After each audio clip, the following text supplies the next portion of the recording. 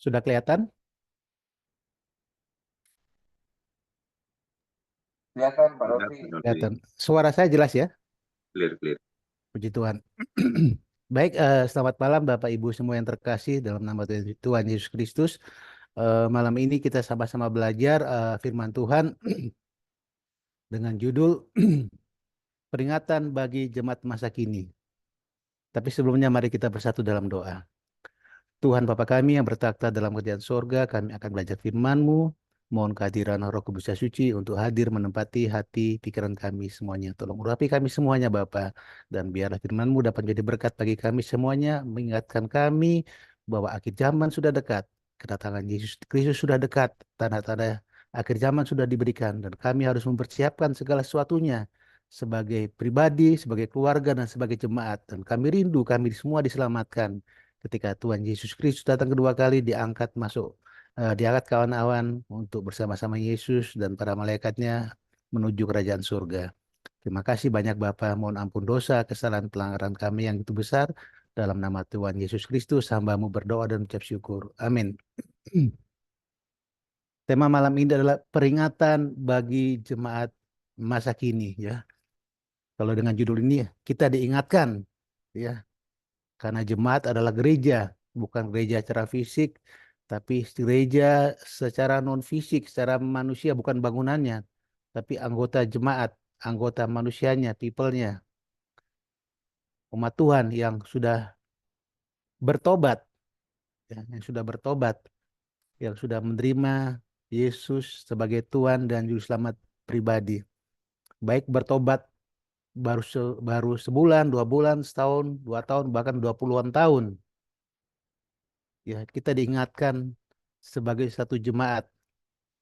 Kalau kita belajar firman Tuhan, ada juga materi yang bagus tentang jemaat Laodikia. Tapi ini pada saat ini materi yang saya bawakan akan berbeda. Berbeda, bukan jemaat Laodikia. Peringatan bagi jemaat masa kini. Saya senang baca tulisan Nyonya White ya, karena seringkali kalau kita baca Alkitab, kita nggak mengerti, kita cari nggak ketemu. Tapi kalau kita membaca buku Roh Nubuat, tulisan Nyonya White ya, suatu terang yang kecil, menuntut kita untuk mengerti apa yang menjadi kehendak Tuhan, apa yang Tuhan inginkan, yang harus kita sebagai umat Tuhan, yang mengaku sebagai umat Tuhan, apa yang harus kita lakukan, apa yang tidak boleh kita lakukan. Ya. Karena Tuhan punya satu tujuan, membentuk tabiat karakter kita di dunia ini ya, karakter tabiat seperti Kristus. Seringkali kalau kita baca Alkitab atau Roh Nubuat, tulisan-tulisannya nggak itu tidak enak di telinga, tidak enak di kuping, tidak enak dibaca. Tapi ini adalah peringatan karena Tuhan sayang kepada kita semuanya. Tuhan ingin tabiat karakter kita tuh berubah seperti Kristus. Karena tabiat yang ada di bumi itu akan kita bawa di surga. Alangkah baiknya tabiat surga itu sudah kita miliki di bumi. Tulisan Nyawa dalam buku Membina Kemenangan Akhir, MKA. Jemaat telah menjadi duniawi. Jemaat telah menjadi duniawi dalam pelanggaran hukum, di mana seharusnya dunia datang kepada jemaat dalam penurutan pada hukum. Ini terbalik. Jemaat kian hari kian berubah menjadi duniawi. Ya. Teguran ini bagi kita semua ya, bagi jemaat bahkan bagi kita pribadi. Kalau teguran bagi saya, kalau jemaat diumpamakan di keluarga, teguran bagi saya, bagi Dolfi, keluarga Dolfi, dan saya harus bertanggung jawab. Dolfi, keluargamu kok seperti ini ya? Semakin duniawi, nggak baca Alkitab, nggak belajar firman, nggak ke gereja, nggak ikut Vesper, nggak ikut acara Rabu malam, ada kebaktian nggak ikut, ada yang lain nggak ikut, ya ditegur saya dan keluarga saya dan saya harus bertanggung jawab. Saya harus menegur, menyampaikan teguran ini kepada istri saya, anak-anak saya, Raka, Lita, dan Ella, karena saya mau kita semua selamat. Golfi, keluargamu kok banyak sekali melanggar ya? Apakah kamu mengerti 10 hukum Allah itu apa? Hukum pertama apa? Hukum kedua, tiga, empat, lima, enam, sepuluh. Ngerti gak? Apakah 10 hukum Allah itu sudah kamu hidupkan, kamu praktekkan? Banyak sekali ya teguran-teguran yang harus kita dan harus saya pertanggungjawabkan. Apakah kamu mengerti juga perintah-perintah Tuhan di dalam Alkitab? Saling mengasihi, saling menghormati, dan lain-lain. Keluarga saya telah menjadi keluarga yang duniawi, yang telah melanggar hukum perintah Allah. Seharusnya menjadi terang, menjadi garam bagi semua orang, ternyata tidak. Malah membawa pengaruh luar yang buruk dalam keluarga saya. Ini adalah satu hal yang perlu saya renungkan, saya pikirkan. Karena saya ingin keluarga saya diselamatkan pada nantinya.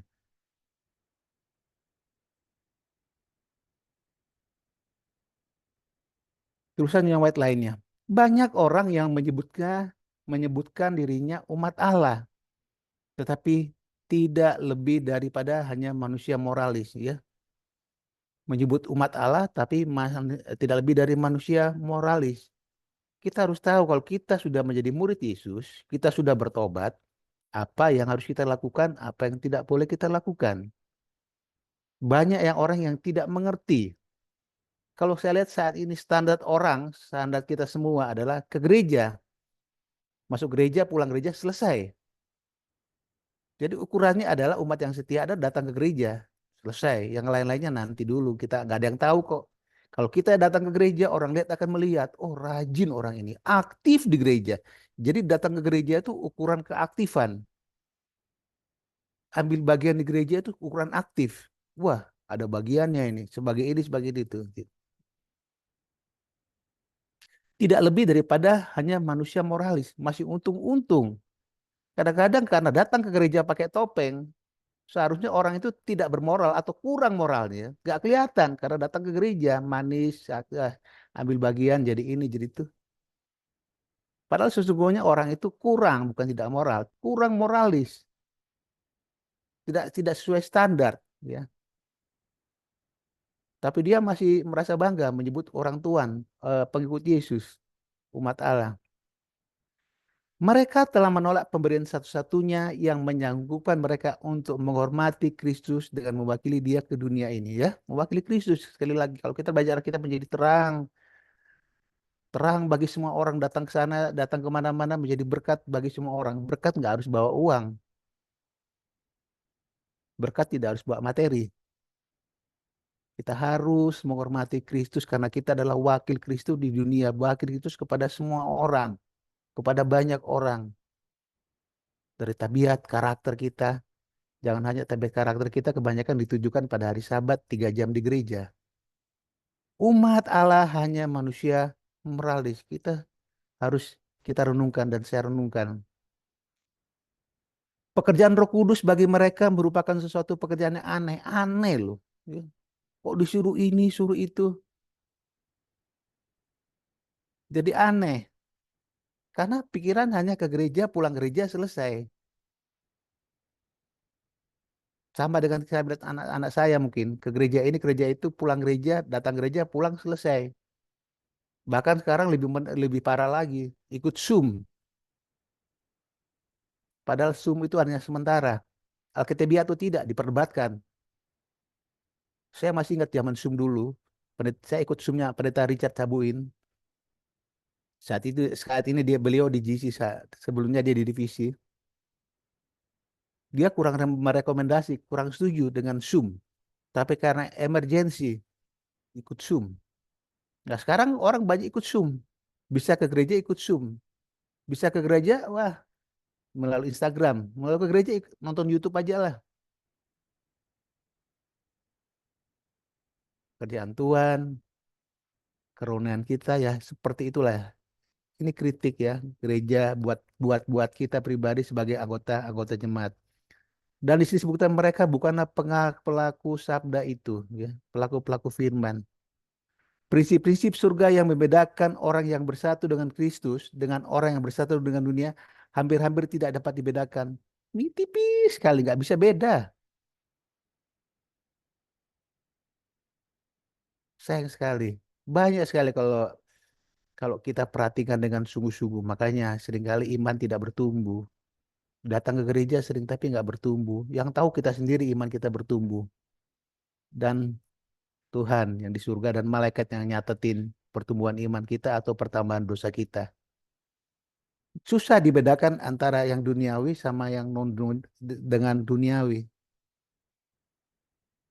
Non duniawi gereja dan dunia. Sulit, hampir-hampir Nyonya White bilang sulit dibedakan dalam tabiat, karakter, dan lain-lainnya.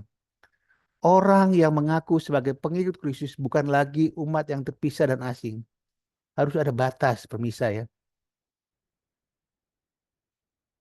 Bukannya membatasi. Kalau membatasi salah, kita harus berkumpul dengan mereka, bergaul dengan dunia. Karena kita menyampaikan firman Tuhan. Jangan sampai kita ikut dunia, harusnya dunia ikut kita. Garis pembatasannya tidak jelas. Orang-orang menaklukkan dirinya kepada dunia. Perbuatannya, kebiasaannya, sifat dan mementingkan diri.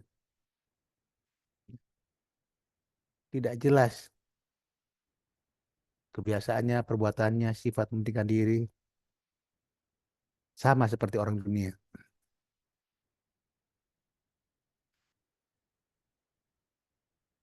Billy Graham, kebetulan saya cuma ngambil satu kutipan. Sebenarnya bisa banyak kutipan, tapi saya ambil satu kutipan aja. Kita semua tahu Billy Graham ya, teolog Kristen yang sangat terkenal.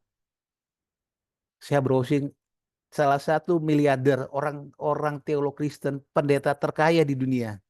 Saya lupa datanya, tapi ada di laptop saya ini. Dia nomor berapa orang pendeta terkaya di dunia? Billy Graham. Beliau menulis sangat disayangkan bahwa gereja seringkali menjadi lebih fokus pada hal-hal duniawi daripada hal-hal rohani. Sayang sekali keluarga Dolphy lebih fokus kepada hal-hal duniawi daripada hal-hal rohani. Sayang sekali.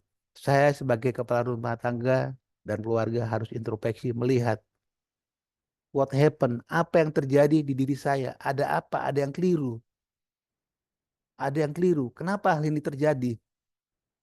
Kita lihat, periksa diri sendiri, introspeksi. Kenapa?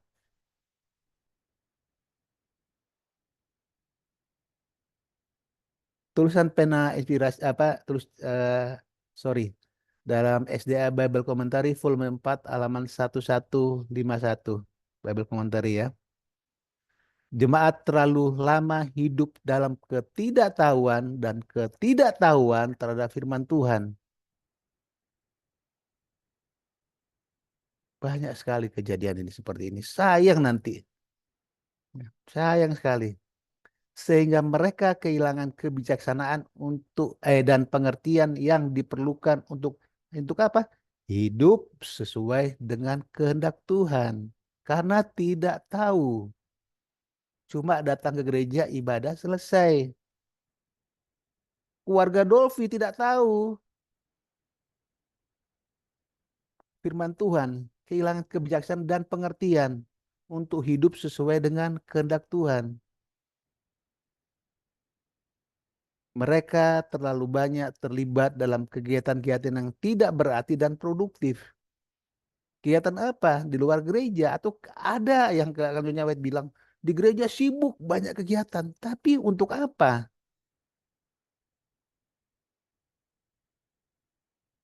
Keluarga Dolphy banyak kegiatan sibuk, tapi untuk kemudian Tuhan cuma sibuknya aja.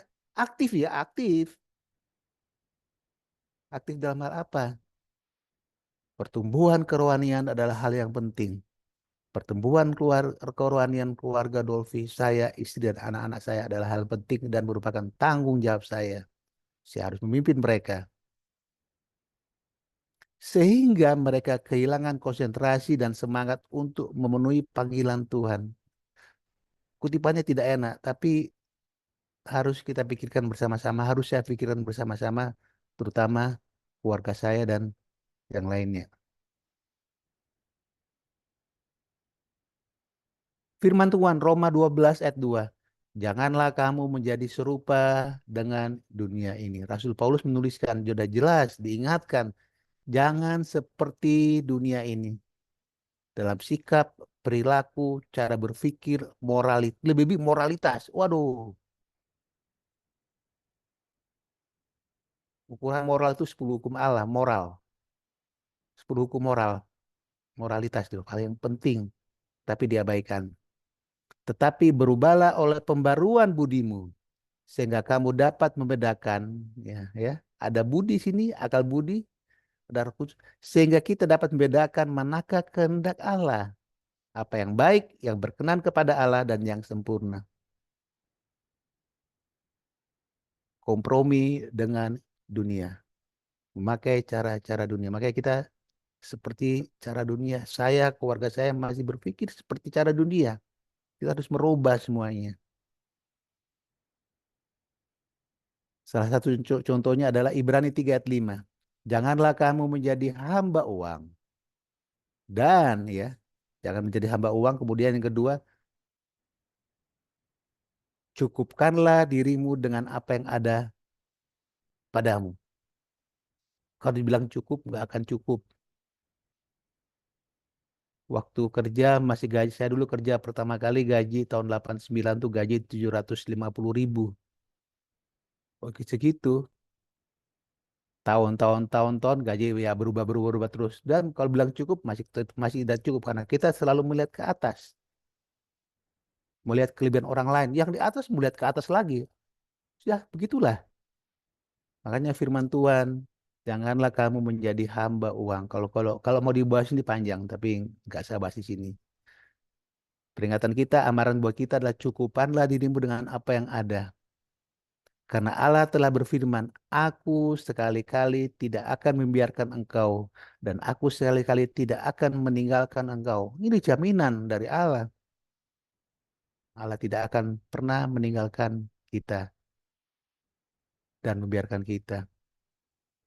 Masalah uang, masalah pangkat, jabatan membuat kita kehilangan harga diri, kehilangan kehormatan, kehilangan moral kita karena masalah uang. Ibrani 3 ayat 9. Janganlah kamu disesatkan oleh berbagai-bagai ajaran asing. Sebab yang baik ialah bahwa hati kamu diperkuat dengan kasih karunia dan bukan dengan berbagai makanan yang tidak memberi faedah kepada mereka yang mengikuti aturan macam macam itu. Ya. Saat ini kalau kita lihat gereja, di gereja Advent banyak sekali ya ajaran-ajaran sesama Advent, ya. Tapi Advent aliran ini, Advent aliran ini, Advent aliran ini. Kalau saya bilang sih, kalau saya sih nggak nurut itunya, saya nurutnya Alkitab sama Roh Nubuat. Guidance-nya itu aja, Alkitab dan Roh Nubuat. Kenapa Roh Nubuat? Ada di firman Tuhan. Wahyu 19 ayat 10. Itu adalah benteng rohani kita. Ibrani 15 ayat Ibrani 12 ayat 5. Dan sudah lupakah kamu akan nasihat yang berbicara kepada kamu seperti kepada anak-anak? Hai anakku, janganlah anggap enteng didikan Tuhan dan janganlah putus asa apabila engkau diperingatannya. Ya. Ada Yesus yang siap menolong kita. Hai anakku, kita mengaku anak-anak Tuhan. Jangan lupa loh, kita adalah anak-anak Tuhan yang sudah dibaptis, sudah menerima secara pribadi Yesus sebagai Tuhan dan Selamat pribadi kita. Jangan anggap enteng didikan Tuhan. Dididik melalui mana? Firman Tuhan. 3 jam ibadah di gereja itu kurang. Khotbah paling banter 45 menit sampai 1 jam. Apa bisa masuk di telinga? Apa bisa meresap? Saya pribadi anggota jemaat harus baca belajar sendiri. Saya seringkali kalau berbicara ke jemaat, saya selalu mengingatkan mereka dan mengingatkan saya. Saya bergumul ya kadang-kadang kalau pagi itu bangun pagi-pagi untuk berbagi firman. Aduh nggak dapat-dapat jam berapa itu. Renungan pagi. Jam 12 siang saya bergumul untuk dapat sekolah sahabat untuk segera dibagikan, di-share ke DAI dan gereja-gereja yang lain. Karena ternyata ada beberapa gereja yang lain yang jemaatnya tidak mendapatkan ini dan mereka saya sampaikan rindu mau. Wah iya, akhirnya saya ada ketambahan tugas untuk bagi ke mereka, nanti mereka share ke anggota gereja. 1 jam atau 3 jam di gereja kurang untuk kita mengerti kehendak Tuhan. Kita dididik melalui apa? Melalui firman Tuhan. Jangan anggap enteng. Tuhan bilang juga, Yesus bilang, jangan putus asa apabila engkau diperingatkannya. Wah, firmannya nggak enak ini hari Rabu ini. Pak Dolfi ngomongnya ngawur. Terserah. Firman Tuhan enak atau tidak enak harus disampaikan. Karena firman Tuhan disampaikan juga bukan untuk Bapak atau saudara, Bapak Ibu semua atau saudara. Firman Tuhan juga ke saya juga. Saya menyampaikan dengan kuasa Roh Kudus mengingatkan saya juga. Ibrani 10 ayat 35. Ya. Sebab itu janganlah kamu melepaskan kepercayaanmu karena besar upah yang menantinya. Ini peringatan buat jemaat dan buat pribadi kita semuanya. Banyak orang meninggalkan kebenaran karena kurang iman. Kenapa kurang iman? Karena kurang baca, belajar firman Tuhan, kurang mengerti kehendak Tuhan, kurang atau tidak mengerti rencana Tuhan, rencana keselamatan, dan yang lainnya. Firman Tuhan menasihatkan kita jangan melepaskan kepercayaan kita. Karena besar upah yang menantinya. Ini upahnya yang luar biasa. Kehidupan yang kekal di surga. Tidak ada duka cita, tidak ada tangisan. Waduh, luar biasa lah. Banyak orang melepaskan kepercayaan karena harta, wanita, jabatan. Dulu, tapi sekarang harta, wanita, pria, dan jabatan. Ya, karena mengejar laki-laki, dia meninggalkan keluarganya. Karena mengejar wanita yang lain, dia meninggalkan keluarganya. Karena mengejar karir, dia meninggalkan kebenaran, meninggalkan keluarganya, mengejar uang dan seterusnya. Jangan lepaskan kepercayaanmu. Ibrani 10 ayat 25 seperti saya katakan tadi. Janganlah kita menjauhkan diri dari pertemuan-pertemuan ibadah kita. Ya. Karena pertemuan ibadah sebenarnya ada banyak manfaat. Salah satu adalah saling menasihati, saling menguatkan, saling mendoakan, saling mengingatkan, bukan saling menjatuhkan. Tapi orang kadang-kadang merasa dijatuhkan. Karena jatuhkan yang berbicara bukan penyampai penyampai yang berbicara, tapi yang disampaikan adalah firman Tuhan. Makanya tadi dibilang tadi,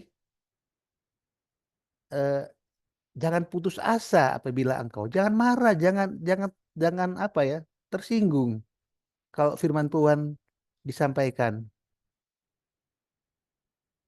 Wahyu 2 ayat 5. Sebab itu ingatlah betapa dalamnya engkau telah jatuh. Ini peringatan buat jemaat. Peringatan buat keluarga saya. Dolfi, ingat betapa dalamnya keluargamu telah jatuh dalam dosa. Telah jauh dari Tuhan meskipun kamu rajin ke gereja. Pertanyaan adalah motifmu atau tujuan ke gereja, motifmu apa?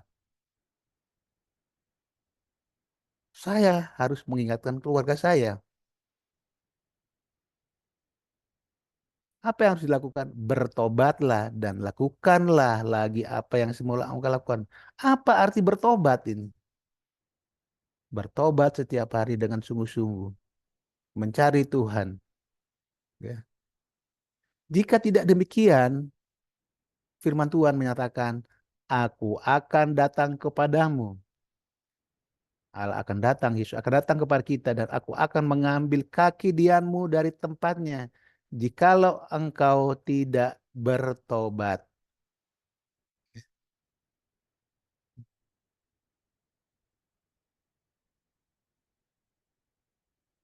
Firman Tuhan 1 Yohanes 2 ayat 15 sampai 17.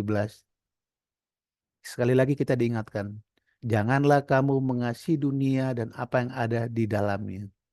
Enak sih di dunia ini. Ya, lebih-lebih kalau sudah menikmati pangkat jabatan ya, nggak usah jauh-jauh di dunia, di organisasi kita aja. mengasihi dunia. Padahal tugas kita adalah bukan mencari jabatan di organisasi. Tugas kita adalah menginjil, menyampaikan firman Tuhan dengan cara Tuhan. Saya kadang-kadang sedih kalau melihat ada baptisan mempergunakan dengan cara-cara yang tidak alkitabiah. Setelah dibaptis hilang, nggak ke gereja. Padahal kita punya tugas, beritakan Injil, baptis, dan ajarlah. Ajarlah itu seringkali dilupakan. Seringkali baptisan hilang karena tugas ajarlah mengajar tidak dilakukan. Pada saat orang mau dibaptis, waduh luar biasa perhatiannya. Tapi setelah dibaptis nggak ada perhatian, I don't care. Yang penting sudah store numbers ke organisasi. Baptisan jemaat ini jumlahnya berapa? Baptisan ini jumlahnya berapa? Selesai. Oh bagus berarti sudah bagus, sudah menginjil. Itu tidak alkitabiah, itu yang tidak Tuhan inginkan. Motifnya beda dan itu dicatat dalam buku kehidupan di surga. Bukan poin kredit tapi poin debit. Ya. Jangan mengasihi dunia dan apa yang ada di dalamnya. Kalau orang mengasihi dunia, maka kasih akan Bapa tidak ada dalam orang itu. Jelas. Sebab semua yang ada dalam dunia, yaitu keinginan daging dan keinginan mata serta keangkuhan hidup, bukanlah dari Bapa, melainkan dari dunia. Dan dunia ini sedang lenyap dengan keinginannya. Dunia lenyap dengan apa? Keinginan-keinginan kita. Tetapi orang yang melakukan kehendak Allah tetap hidup selama-lamanya. Ini loh ya poinnya. Melakukan kehendak Allah bukan dunia, bukan pangkat jabatan harta perempuan laki-laki. Bukan. Tetapi orang yang melakukan kehendak Allah tetap hidup selama-lamanya. Kita harus memikirkan apa kehendak Allah. Ke gereja ya, memang ke gereja, tapi bukan hanya ke gereja.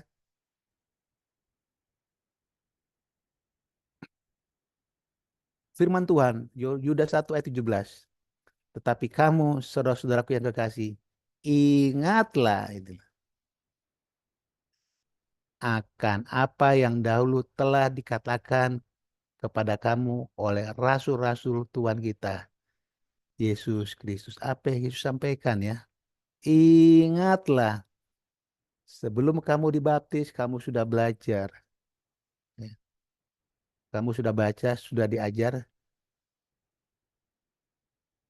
sudah mengerti, sudah siap, baru dibaptis. Bukan dibaptis dengan buru-buru. Ya. Ingatlah saudara-saudara, firman Tuhan. Ingatlah apa yang menjadi tugas tanggung jawab kita. Apa yang harus kita lakukan. Makanya di sini disebutkan ingatlah. Seperti ingatlah akan hari Sabat, ini juga ingatlah. Apa yang harus kita lakukan di dunia ini. Oleh karena itu firman Tuhan, karena keadaan jemaat yang seperti itu, keadaan keluarga Dolfi yang parah seperti itu, Zakaria 1 ayat 3 firman Tuhan demikian. Beginilah firman Tuhan semesta alam. Kembalilah kepadaku. Itulah. Kembalilah kepadaku. Jadilah gereja yang alkitabiah. Jemaat yang alkitabiah. Jangan merasa seperti ini. Aduh, menyedihkan. Buat bilang, kembalilah kepadaku karena jemaat milikku, punyaku. Aku yang mendirikan. Aku yang punya. Dan aku akan membawa seluruh anggota jemaat kembali ke surga. Kembali kepadaku. Maka aku pun akan kembali kepadamu. Luar biasa firman Tuhan. Jadi apa yang harus kita lakukan? Siapa bertelinga hendaklah mendengar. Bukan hanya telinga jasmani, tetapi telinga rohani kita yang ada di hati kita, ya, di pikiran kita. Siapa bertelinga hendaklah ia mendengarkan apa yang dikatakan Roh kepada jemaat-jemaat. Barang siapa menang, mengalahkan dunia. Bukan dunia dibawa ke gereja, tapi gereja dibawa ke dunia datang keluar. Menginjil itu kita keluar. Bukan di dalam berbicara bertahun-tahun. Keluar melakukan sesuatu. Makanya firman Tuhan bilang, pergilah. Barang siapa menang, kepadanya akan kuberikan dari mana yang tersembunyi. Dan aku, Allah bilang, Yesus bilang, akan mengaruniakan kepadanya batu putih yang di atasnya tertulis nama baru yang tidak diketahui oleh siapapun selain oleh yang menerimanya. Aduh, luar biasa. Barang siapa menang. Kita belum menang. Kita masih berjuang. Rasul Paulus bilang kita lagi bertanding. Ya, kita bertanding. Apakah kita menang dalam pertandingan itu? Ya, tergantung kita masing-masing. Karena aturan mainnya ada. Mau menang tuh caranya seperti ini harus dilakukan. Harus ada persiapan. Persiapannya ada di mana? Di Alkitab. Itu aja. Barang siapa menang, kepadanya akan kuberikan dari mana yang tersembunyi. Dan aku akan mengaruniakan kepadanya batu putih yang luar biasa. Firman pada malam ini perlu kita renungkan bersama-sama. Bagaimana dengan jemaat kita? Bagaimana dengan keluarga kita? Bagaimana dengan kita atau dengan saya, kita pribadi? Biar kita merenungkan firman pada malam hari ini untuk mengingatkan betapa jauhnya hubungan kita dengan Tuhan. Semakin hari kita semakin jauh. Kalau kita memakai ukuran dunia, oh enggak, kita dekat ke gereja kok, baca Alkitab. Tapi kalau ukuran Tuhan berbeda, pakailah ukuran Tuhan. Pakailah ukuran Tuhan ada di mana? Di Alkitab, di firman Tuhan. Demikianlah firman Tuhan yang dapat renungan pada hari Rabu malam ini yang dapat saya sampaikan. Saya bawakan dalam nama Tuhan Yesus Kristus. Tuhan Yesus memberkati kita semuanya. Amin. Kita patut bersyukur atas firman Tuhan yang barusan disampaikan Bapak Dolfi. Kiranya apa yang barusan kita dengarkan bisa menjadi berkat untuk kita semua. Baik, kita akan menutup rangkaian ibadah kita malam ini. Kita akan menyanyikan lagu tutup yang akan diputarkan oleh host.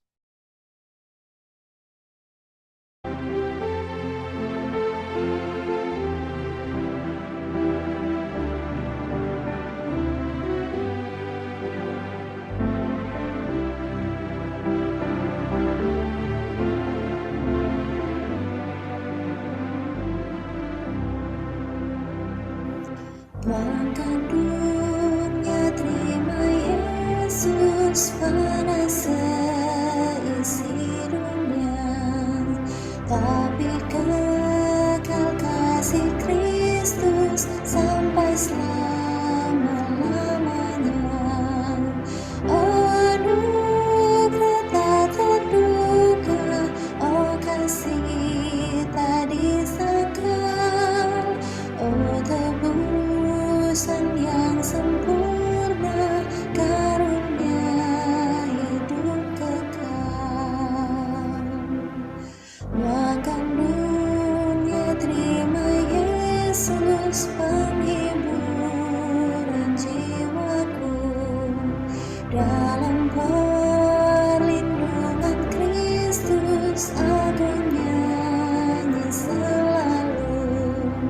Oh anugerah tak terduga, oh kasih tak disangka, oh tebusan yang sempurna, karunia hidup kekal. Tuangkan dunia terima Yesus, ku memandang senyumnya, terang kasih-Nya membimbingku di jalanku ke surga. Oh anugerah tak terduga, oh kasih tak disangka, oh tebusan yang sempurna, karunia hidup kekal. Tuangkan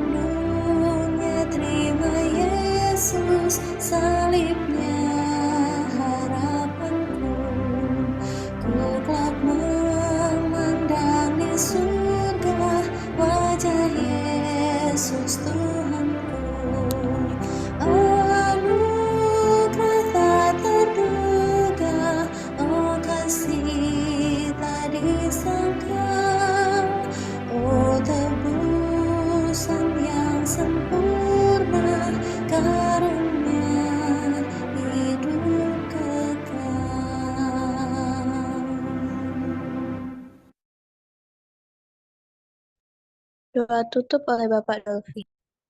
Mari kita bersatu dalam doa. Tuhan Bapa kami yang bertakhta dalam kerajaan surga, terima kasih firman-Mu pada malam hari ini mengingatkan kami untuk jangan menjadi serupa dengan dunia. Mengingatkan kami untuk selalu mencari Engkau. Mengingatkan kami untuk setia kepada Engkau. Mengingatkan kami untuk selalu bergantung kepada Engkau. Mengingatkan kami untuk semakin hari semakin setia, terutama dalam membaca, belajar firman Tuhan, dan yang lebih penting lagi adalah menghidupkannya dalam kehidupan kami sehari-hari. Memang dunia begitu menggiurkan, banyak tawaran dunia yang ada di hadapan kami semuanya, menggoda kami. Tetapi kami harus selalu ingat kepada Engkau. Tujuan hidup kami adalah bukan tujuan hidup di dunia yang hanya sekitar 70, 80, 90 tahun. Tapi kami kepingin hidup kekal, rindu untuk hidup bersama-sama Yesus dalam kerajaan surga, menerima berkat dan karunia-Nya. Terima kasih Bapak atas firman pada malam hari ini untuk mengingatkan kami menjadi jemaat, menjadi keluarga, menjadi pribadi yang alkitabiah, menjadi pribadi yang setia kepada Engkau, menjadi pribadi yang mengerti kepada kehendak Engkau Bapa. Dan yang lebih penting adalah menjadi terang bagi semua orang. Terima kasih banyak Bapak, tolong berkati kami semua yang hadir pada malam hari ini. Biar berkat-berkat surgawi dapat menjadi bagian kami semuanya. Sekali lagi terima kasih Bapak. Mohon ampun segala dosa, kesalahan, pelanggaran kami yang begitu besar yang telah kami perbuat, baik sengaja maupun tidak sengaja, sepanjang hidup kami yang tiba pada saat ini. Doa dan permohonan ini kami bawa hanya di dalam nama Tuhan Yesus Kristus, yang adalah Tuhan dan Juru Selamat kami yang hidup. Amin.